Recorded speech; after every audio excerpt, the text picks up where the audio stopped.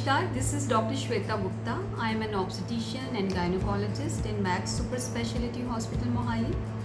आज हम बात करेंगे फाइब्रॉइड्स के बारे में। फाइब्रॉइड जो मोस्ट कॉमन प्रॉब्लम है मिडिल एज फीमेल्स की, ये होते क्या हैं, इनसे क्या दिक्कत हो सकती है and how we diagnose it and what is the treatment options available. So सबसे पहले फाइब्रॉइड्स होते क्या हैं। Fibroids benign non cancerous growth होती है यूट्रस की टिश्यू की।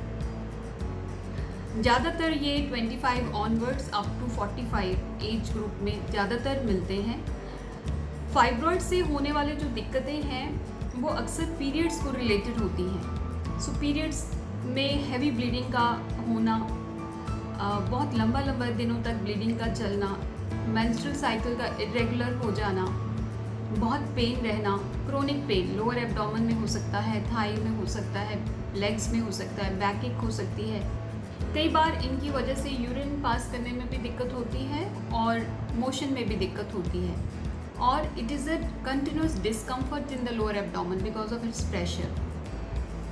सो अब कई बार क्या होता है कि फाइब्रॉइड्स होते हैं बट दे आर एसिम्प्टोमेटिक, वो आपको कोई भी दिक्कत नहीं देते। इंसिडेंटली आप किसी और वजह से जब अपना अल्ट्रासाउंड कराते हैं तो फाइब्रॉइड्स मिल जाते हैं। So how we can diagnose it.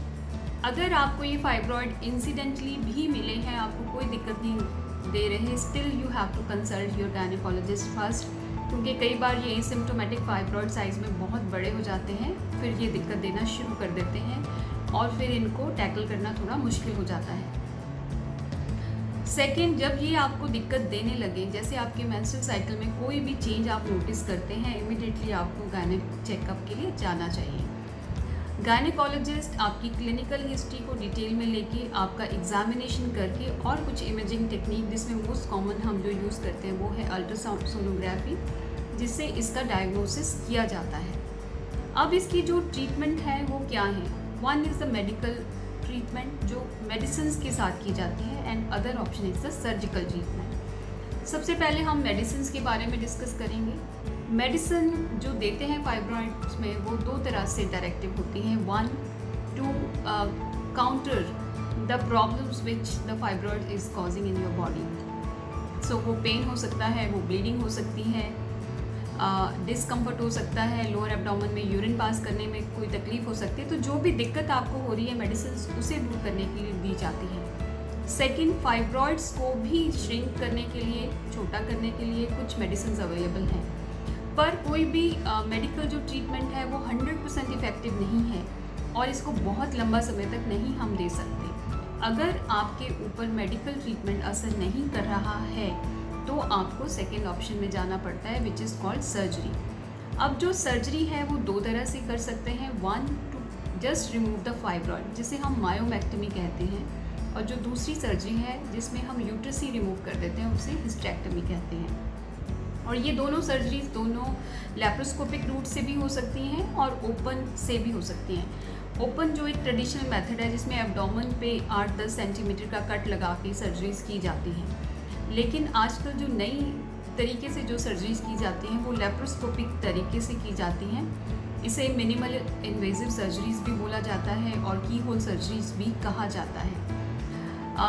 इससे भी कंप्लीट हम फाइब्रॉइड को भी निकाल सकते हैं, कंप्लीट यूट्रस को भी निकाल सकते हैं, और काफ़ी बड़े साइजेस तक हम लेप्रोस्कोपिक सर्जरी को सक्सेसफुली कर सकते हैं। लेप्रोस्कोपिक सर्जरी का आजकल ओपन सर्जरी से थोड़ा सा अपर हैंड है, क्योंकि इसके थोड़े बेनिफिट जो एब्डोमिनल ओपन सर्जरीज हैं उससे ज़्यादा हैं। जैसे सबसे पहले अगर हम कट की बात करें तो जब हम लेप्रोस्कोपिक सर्जरी करते हैं तो कट का साइज़ बहुत छोटा होता है, विच इज़ 1/2 सेंटीमीटर। इस तरह के 2 से 3 से 4 कट आपके एब्डोमेन पे होते हैं, लेकिन ट्रेडिशनल जो मेथड है ओपन सर्जरी का उसमें एक लंबा कट होता है which is around 8 to 10 centimetre, जो कि हम एक ट्रांसवर्स या वर्टिकल डायरेक्शन में देते हैं, depending upon your history, your previous history of any surgery, depending upon the size of the uterus और the size of the fibroid, तो वो डिसाइड किया जाता है।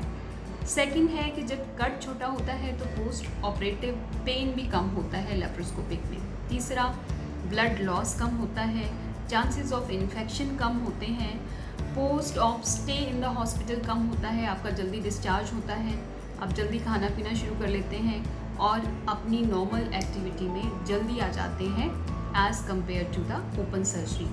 एंड इससे हर्निया फॉर्मेशन का रिस्क बहुत कम होता है जो कि ओपन सर्जरीज में होता है। सो अगर आपको आपके मेंस्ट्रुअल साइकिल में कोई दिक्कत है, जैसे कि हमने अभी बताया है, या फिर इंसिडेंटली कोई फाइब्रॉइड आप डायग्नोज करते हो किसी और दिक्कत की वजह से अल्ट्रासाउंड कराया है, तो आपको तुरंत गायनेकोलॉजिस्ट से कॉन्टैक्ट करना चाहिए और इसका ट्रीटमेंट लेना चाहिए। Thank you.